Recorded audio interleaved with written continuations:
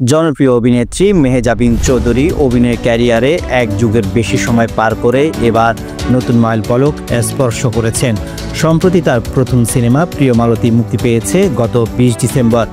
তরুণ নির্মাতা শঙ্খ দাশগুপ্ত পরিচালিত এই সিনেমা দিয়ে বড় পর্দায় অভিষেকের পর থেকেই প্রশংসার জোয়ারে ভাসছেন মেহজাবিন। প্রিয় মালতী বিশেষ একটি প্রদর্শনী সম্প্রতি অনুষ্ঠিত হয়, যেখানে উপস্থিত ছিলেন দেশি বিদেশি গুণী তারকারাও। প্রদর্শনী শেষে তারা মেহজাবিনের অভিনয়ের প্রশংসা করেন। এই সময় মেহজাবিনকে দেখা যায় তার প্রিয় শিক্ষক এবং দেশবরেণ্য অভিনেত্রী আফসানা মিমিকে গুরু বলে সম্বোধন করতে। মেহজাবিন জানান, অভিনয় জগতে প্রবেশের আগে প্রতিযোগিতার সময় শিক্ষক হিসেবে তিনি আফসানা মিমির কাছ থেকে দীক্ষা নিয়েছিলেন।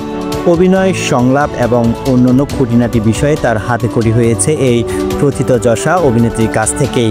আফসানা মিমির সান্নিধ্যে এবং শিক্ষা তার অভিনয় জীবনে ভিত্তি করে দিয়েছিল বলে মেহজাবিন উল্লেখ করেন।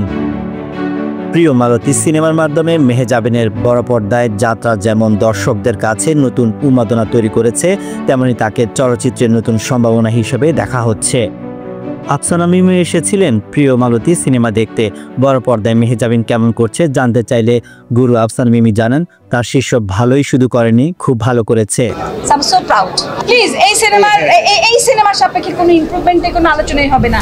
এই সিনেমাতে আই থিঙ্ক ও একদম সব থেকে উঁচু জায়গাটা ছুঁয়ে ফেলেছে। অ্যান্ড অফকোর্স অভিনন্দন প্রিয় মালতীর সবাইকে, অ্যান্ড অভিনন্দন শঙ্খ, যদিও সেখানে নাই, and all cast and crew.